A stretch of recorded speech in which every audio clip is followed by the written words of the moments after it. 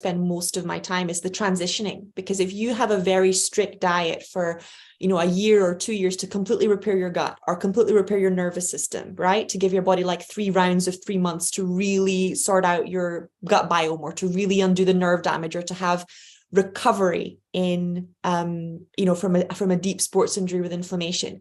And there is a transition. There's, your body does go through like phases. So where you might have required something a lot stricter in the beginning, you then transition out. And that is where you're this is where this conversation applies. It's how do you transition out to where your diet allows you more connection, and you're still keeping health as your core value, and you're not damaging yourself, but you're allowing more connection in. And that that's a huge deal, because if you've had to, for me, it was a huge deal. I remember there was a stage in my life where I had to watch everything I ate because I was allergic to a lot of antibiotics, and I was trying to resolve a serious gut infection. Right. And to do that naturally takes a long time. Whereas if you have the help with the drugs, it goes very quickly. But then coming out, I was afraid of eating. And I with little kids as well that are resolving like a gluten allergy or whatever, and then they've resolved it, their gut's back to normal, and they're terrified of eating. It's so like heartbreaking to see. And then when they start to come out of it, that's it's a huge transition. Yeah. It's a huge transition, and it can be really tough, because sometimes I think, and this is where the mindset part comes in, is that when we approach something like that with like, I am choosing to make these decisions for my health, it feels a lot different than I have to do this because otherwise XYZ will happen. And I think that this is where, like, any of you listening that do have to follow a very specific dietary protocol in order to improve your health or improve any pre-existing conditions, I think that this is where, if it does feel restrictive, where we can shift that is like, I'm making this choice because my health is important to me. And when you start to take, and you mentioned taking ownership, and I think this is where you get to take ownership. And there's a lot of power, like when we talk about motivation and desire to reach certain goals, the power of choice and feeling like you are making this choice is so important.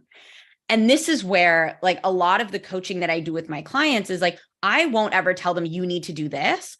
I'll ask, like, does this seem like something that you'd like to take on? Like, how can we create a structure or a system that's going to make this easier for you? Because when you feel like you are making your own decisions about something, it's very different than some authoritative figure telling you you have to do X, Y, or Z. And it's a lot more likely that you're going to want to continue with that thing if you feel like it's your choice.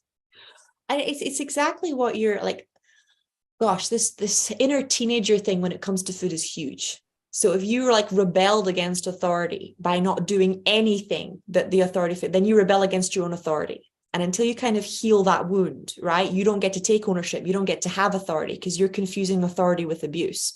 But authority is the power to make your own choices, to take responsibility, to choose how you move forward. So it's a very important thing to like dissolve the enmeshment around. So enmeshment is where you pick up other people's beliefs versus yours. Mm-hmm. You need to be the power in your world. You need to be the authority in your life, right? Especially in your body, because no one else is in there with you. No one else knows exactly how it works except you. No matter how many times they've done it, it's different for you because your body is unique. But when we're discussing this voice, I think particularly with long-term chronic illness or autoimmune conditions, I think what you said is that it often is a scream. The disease becomes the scream, right? You do anything wrong and you have an immediate consequence, immediate pain, immediate inflammation. But as you progress, it doesn't always completely go away. I have seen it completely go away for many people, but it doesn't always, right? But it does become a whisper. It does stop being a scream and go to, if you follow your health as your blue point. And where this comes in with our work, with my work around intuition, is that we tend to work around core wounds. And one of the core wounds that creates long-term health conditions is a neglect wound. And most of us are unconsciously conditioned, especially women, to neglect ourselves. Oh my gosh, this could be like a 4-hour podcast. It's too much fun. You're so right. And I think as women, we're sort of conditioned to like, oh, I'll take care of everybody else and then I'll take care of myself. Or, which I think is almost worse, is this like, I will only take care of myself so I can take care of other people.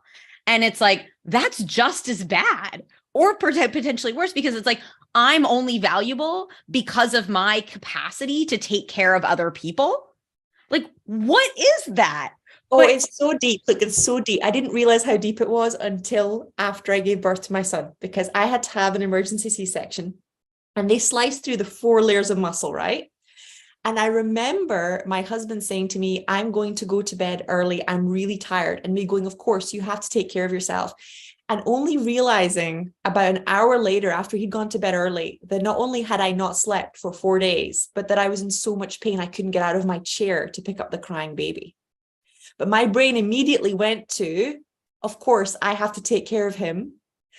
Despite the fact that I was still in full-blown recovery mode, I was in a huge amount of pain. And it's so deep that literally you can be bleeding and you're still like, no, you take care of you. Yeah. And I think a lot of it comes from this like societal belief that like women shouldn't be demanding, women are supposed to take care of everyone. And it's like, we can understand where this came from. Like women for centuries have been this caregiver, have been the ones that do the cooking and the cleaning, and they sort of like take care of the family and make sure that the man is okay to go. Obviously, we're talking like heterosexual cisgender relationships, is like the man can go out and like provide for the family. And I think here it like takes a little bit of a reset to be like, hey, that's not the demands of our life anymore necessarily. Like there's many situations in which either there are 2 females in the home or 2 males in the home, or 2 individuals that are completely gender fluid. And that traditional role doesn't necessarily need to be taken on by one of those individuals. Even look, let's put it this way, because this is one of the best things about studying this stuff in depth, is that when you actually look at it, what a man is taught is that if he works 40 to 60 hours a week, he is entitled to a woman working 170-hour weeks to support that. And there's no heterosexual relationship that can justify that kind of emotional sacrifice. And it comes out of your sex life. It comes out of your ability to parent well, because nobody can do things from a place of exhaustion for years and not pay some kind of price. But it's so invisible, right? Because when you're staying up with the kids and then you don't have energy in the morning, and people will actually say, oh, why doesn't she have energy for sex anymore? Why doesn't she have energy for exercise anymore? And we're taught like it's an excuse and we're not taking responsibility. But neglect is a real form of abuse. And if you are being neglected, if you really are under this huge invisible load, and you're normally, especially as a woman, hiding it from other people because you feel ashamed you can't handle it all, right? It's for real. It's not fake. And then you're sitting there going, being even harder on yourself and beating yourself up the way other people are kind of beating up on you because you don't have language to wrap around what's actually going on. And I would get this from my mother and from my husband. And it was only when I started really reading that I was like, no, this isn't actually right. Even if, because I did work all the way through, but even if I hadn't, I was like, this is still completely out of balance. You put work in there and you still have to come home. You still have to do it. And it's still insane. And like you said, it perpetuates the abuse, because then everyone gets used to this idea that they don't have a contribution to make in the household, that they don't have a contribution to make to your life. And it only gets worse as age increases. It doesn't get better, right? It's like a disease. It's progressive. Yeah. I think a lot of this comes from the fact that like we sort of adopt the patterns that we see in childhood. And then some of us adopt them in a way where we sort of take them on, and other like, I think others of us adopt it in the sense of like, this is exactly what I don't want. And so we go completely in the other direction, which isn't necessarily helpful either. I think this is why, so my favorite nutrition coaching clients to work with are also clients that are in therapy. Those are like, woo, all right, we're good. This is going to be amazing. Because a lot of it has to do with communication and compassion. And especially as females, we're really good at being compassionate and empathetic towards other people. Yep. And this is actually, I have a group coaching program, and self-compassion is one of the focuses for this. And you might be like, well, what does that have to do with nutrition? Because we are so self-critical, and that self-criticism often leads to changes in how we eat. And especially if you're an emotional eater, a lot of it probably has to do with your self-criticism. And we often look, and I would say, I feel like I can pretty confidently say that most of the women listening are probably like, yeah, I'm really compassionate towards other people. I'm a super compassionate person. How compassionate are you with yourself? And I want to make a really clear distinction here that self-compassion is not self-pity or self-indulgence. Self-compassion is not being like, oh, poor me, I have so much work to do. Or it's not being like, oh, poor me, I'm going to drink a whole bottle of wine tonight. Like, that's not self-compassion. Self-compassion, I don't know how much you've talked about self-compassion on your podcast, or if like giving just a little bit of background for people could be helpful. Go for it, because we never know who's listening. We talk Okay. about self-compassion in the courses, but not so much in the podcast. Go for it. Tell them. Okay. So there's three main components of self-compassion. And if self-compassion is interesting for you to find out more about, there's a researcher named Kristen Neff, who is like the foremost self-compassion researcher. She's incredible. I think she has like a 5-day intro course or something like that. Anyways, so there's three main components. And so those three main components are common humanity versus isolation. So for example, you've had a really hard day. And one of the ways that you could practice self-compassion is being like, a lot of like, it's normal to have a hard day. Like so many other people have really hard days. And that acknowledgement of not like, oh my gosh, I shouldn't feel like this day was so hard. What is wrong with me? Like that acknowledgement of the common humanity can be really powerful. Then we have self-kindness versus self-judgment. And we often say things like, I shouldn't have done that. Like, I can't believe I am such a failure, or what's wrong with me? Those are all signs of judgment. Self-kindness is speaking to yourself. And this is where it can be really helpful to almost think like, how would I interact with my best friend if she was in this situation? And you would speak to her with kindness. You wouldn't speak to her like an asshole, probably. And then the third component of self-compassion is mindfulness versus over-identification. And this is where we can often really identify with our problems and be like, this is a part of me. This is who I am. I'm just a person that's like this. Or we can practice mindfulness and say, I'm noticing that this is happening. Or this, or like we talked about earlier with our thoughts, like I'm having the thought that XYZ. And so as we practice these three components and we turn them in towards ourselves, we can really start to practice self-compassion and lessen that scream of self-criticism. I love that. Like, I love that so much. I think that is insane. This energy of common humanity. And it gets so lost, especially with when I work with illness and disease, this idea that other people have walked the same path. It's one of the ways that you get locked in as you think you're the only one, right? When it's so obvious that everybody suffers health challenges, we go into self-pity, right? And that really keeps you isolated. Gosh, I'm going to let that sink in for a second, because I like, it really went in, and I can't stress how much I love that. I really can't stress how much I love that. Where it comes in as like a metaphysical thing is that, so I studied Course in Miracles for a long time, and I practiced Course in Miracles for a long time. Marianne Williamson was one of my gateways into metaphysics. But one of the core concepts is self-hatred masquerading as self-love. Right? Oh God. Right? Like, wow. Okay. I mean, if you like go back about 30 minutes in this conversation, when we were talking about like diet culture and worthiness, is like, there is so much self-hatred in this. I have to look a certain way. I have to fit in a certain size.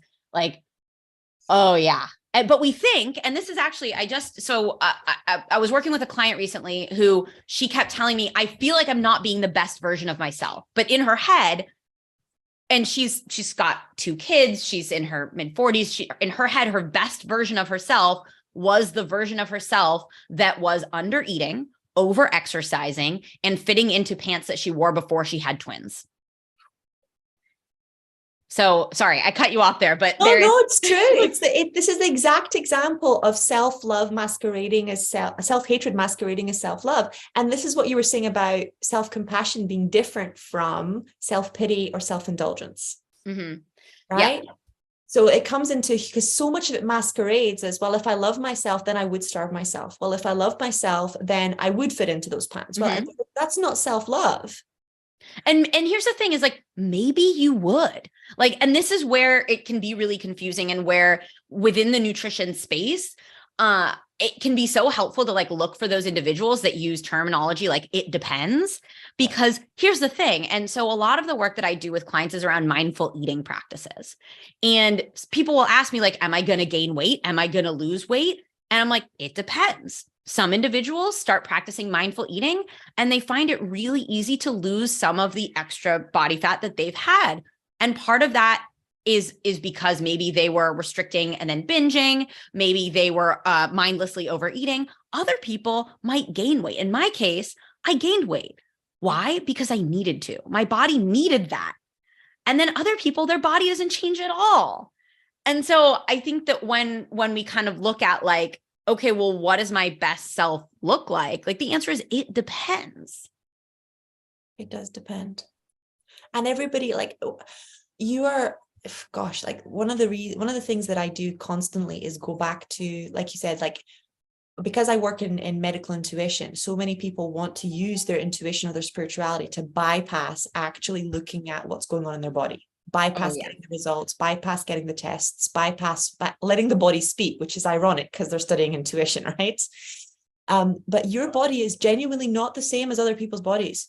So you could be on the exact same diet but have a higher level of cortisol, or be on the exact same diet but have insulin resistance, or be on the exact same diet and having it, like one of my best friends, literally, you know, the crazy stuff we get from doctors. She was really struggling with energy levels, and she's in her late 30s. And the doctor was like, oh, you're fine. You know, this is just age. And I was like, you need another doctor. You need to get the tests, right? No one died and made him a psychic. You need another doctor. And even if you work with somebody, you need to get the tests. And it turned out her adrenal glands were pumping out cortisol at 4 times the level of a normal person. So it doesn't matter. Like she was doing all kinds of crazy things because of the beauty stuff. She was going on the lion diet, and despite, it doesn't matter what advice you give people, they're doing it from a place of trauma, and so they will do what they feel they need to do to get the love that they think they need, right?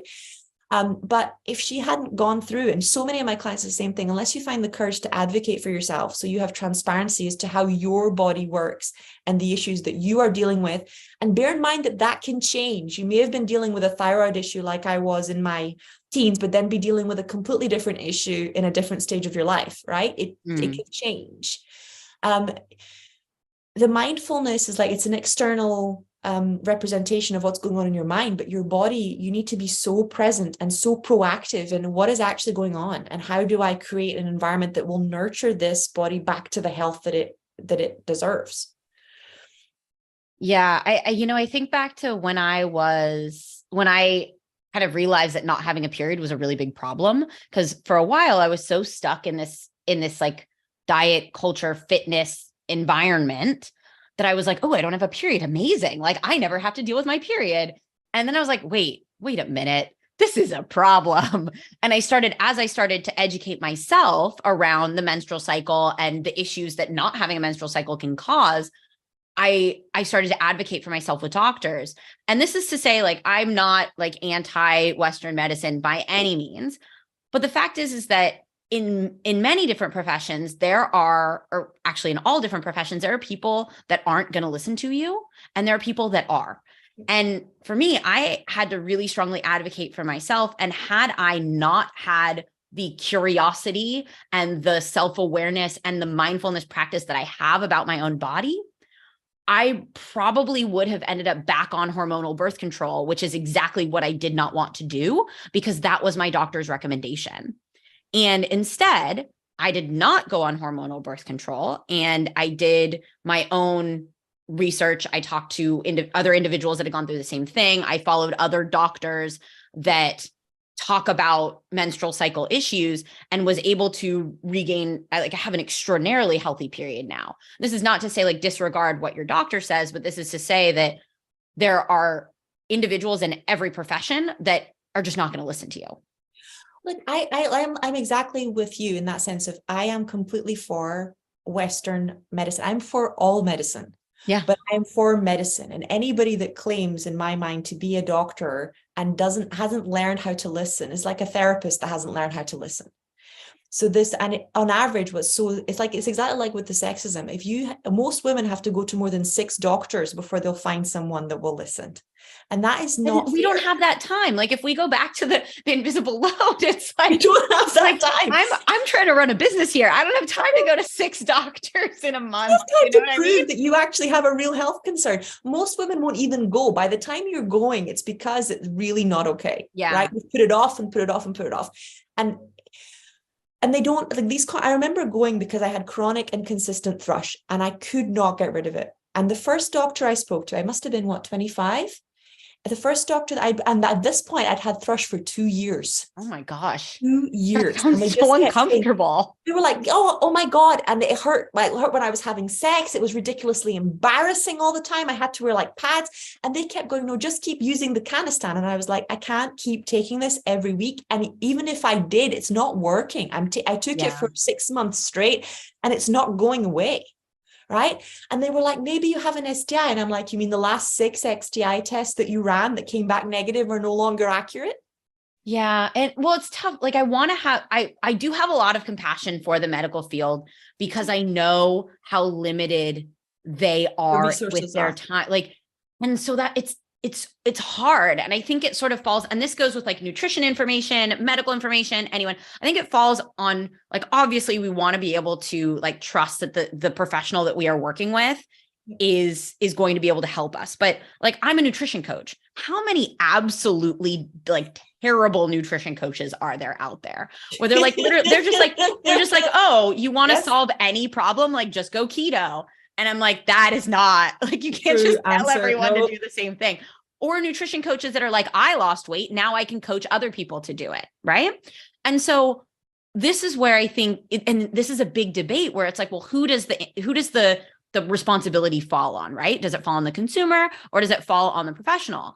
And for me, the answer is both. Is like, we want to do our best as professionals where like we are continuously trying to improve our knowledge and our experience and learn more. And also knowing that like scientific research is constantly changing, constantly. And then on the other side, like as the consumer, like we want to do our due diligence. And obviously that's complicated because Google is like a cesspool of filth. But at the same time, I think this is where it's like, and I don't have an answer for this because finding the balance between reputable information and then finding a professional that can actually help you, like it's hard. There are so many people out there that need support with their nutrition and they're jaded. You know, I've talked to people, they're like, well, I worked with a nutrition coach and I hated it. And so now they won't even consider working with me because that other person was terrible. Whereas like, and I'm sure you come across this as well. I've been spiritual teaching since I was 17. And it's exactly what you said. In every profession, there are people that don't have integrity. And they're often very well hidden. You know, covert narcissism is a thing. It's not obvious. And they may have high levels of success, right? Because sales and marketing skills are not therapeutic and helping skills. They're completely different beasts. But I think where I focus on, and I think it's probably because I work with people that are just so vulnerable. I work with like small children. Is that, yes, it should ideally be both. But when you don't have any guarantee, and you being able to advocate for yourself is the only way, especially in Britain, it's very controlled. In London, it's a bit better because I lived in London for 8 years, but up in Scotland, they don't have a private system. You can't just go and find somebody easily. It's not an effortless thing to do. And where you're not being able to advocate for yourself and say, look, I need you to have a look at my endocrine system. I need to speak to a consultant around gynecology. I need to have referrals to this. No, like in Scotland, the law is you have to have 4 miscarriages before you're allowed to speak to a professional. 4. Oh my God. So it's like, this is legalized sexism, right? There's no way a man would walk in and have an issue with his genitals and be told he has to a man had like 4 erectile dysfunctions, he would be like calling the prime minister. Here it's 4. And I had clients that literally said, oh, I've had 3 miscarriages. Now I can speak to the consultant. And I'm like, no, you have a legal right to speak to them The moment you know you have a health condition, you don't even have to wait for the first miscarriage. You can say, there's something off about my hormones. I want to speak to somebody who specializes in the endocrine system. I want to speak to some. And it's not about being rude, and it's not about saying F doctors. It's about being like, okay, my health is my responsibility. And if I do not speak up, it can lead to osteoporosis. It can lead to infertility. It can lead to Alzheimer's. It can lead to cancer. And it's not easy. And I think that it feels like a kick in the gut when you're already vulnerable and when you're already sick, to have people going, oh, you're just the crazy hypochondriac person. And it takes a lot of self-compassion to breathe through that and go, I'm not going to get aggressive. I'm not going to get crazy. I'm just going to stand my ground until I get the treatment that is required for me to solve this problem. But you know, I'm very much like you, not only because I've done a lot of work around this, because my health conditions came in so young. Like I was 11 years old. I had no idea how to advocate for myself. Yeah. Right? So I spent 3 years dealing with a very serious autoimmune condition that then caused three neurodivergent conditions. It caused my dyslexia. It caused my dysgraphia. So that I did, because people were like, oh, you know, she's a girl and there's nothing wrong. So it's that at that stage, I think that then the burden falls more on the professionals, because children can't advocate for themselves, and it falls more on the parents. But I did so much work on, like I said, not holding other people that have nothing to do with what somebody else did to me in the present now, but that energy of, I'm going to stand my ground and I'm going to make sure that the health concerns are addressed and they're not just bypassed or silenced, or that I'm avoiding even talking to a doctor because I don't like my doctor, right? If you don't like them, change them. Don't get into an argument with them. It's not worth it. But it's that energy of, please just don't start avoiding a doctor or the test because you dealt with someone you didn't like. It's like what you're saying, don't avoid the nutritionist, don't avoid if you had people that you don't like, congratulations, common humanity. Everyone's met a teacher or a healer or a nutrition or doctor that they don't like, but don't let it silence you, don't let it stop you from getting the healthcare that you need, because that can be deadly. The way that I like to phrase this is, if you got a bad haircut, would you avoid hairdressers for the rest of your life? Or would you just find another hairdresser? Just find someone that can be with you, that can sit with you. Your health journey is a tough thing to have someone sit, even when people love you, exactly because they're scared of losing you or being with your pain is difficult. Health can be a major trigger, area, but 100% change the hairdresser, and do it, like you said, with this. I like a little bit of humor in there, do a little playfulness, a little bit of humor, instead of taking it so deeply personally, but just don't avoid it, because that's a dangerous road. Definitely. Okay. Would you like to just summarize a little bit, and then we've come to the end, guys. We've been here an hour, and I could talk to her 4 hours. So I just a little bit about what you do, where they can find you, how you can help them, and then we're going to close this one up. Amazing. This was such a great conversation. Thank you for having me. So you can find me, I'm very active on Instagram, and you can find me at Bite Size Nutri. So bite size, like bite size candy bars. And then Nutri, it's like nutrition without the TION at the end. And I post a ton of content around mindful eating. I post a lot about like shifting away from the diet mindset, and a lot around body image. I also have my own podcast, the Bite Size Nutrition Podcast. There's a lot of discussion around body image, a lot of discussion around creating balance within your nutrition. And I do share a lot of my own personal story there as well. And I work with individuals on one-on-one and a group coaching basis. My group coaching program is really about finding that middle ground and learning how to manage the difficult thoughts that come with letting go of dieting. So not your specific diet, but letting go of like the dieting that comes from diet culture, and learning how to listen to more values-based decisions and make more values-based decisions. So that's a really great program for anyone that struggles with sort of that on-off dieting mentality, anyone that is trying to shift away from a strict diet, or that just wants to be more in touch with their mindful eating and unconditional permission to eat skills. And with that, I think that's all I have for you today. Oh, thank you so much. I enjoyed myself so much. You guys can find all of Julian's details below, and I'm so excited for you to get more familiar with her work. Over and out, guys. Have a wonderful rest of your day.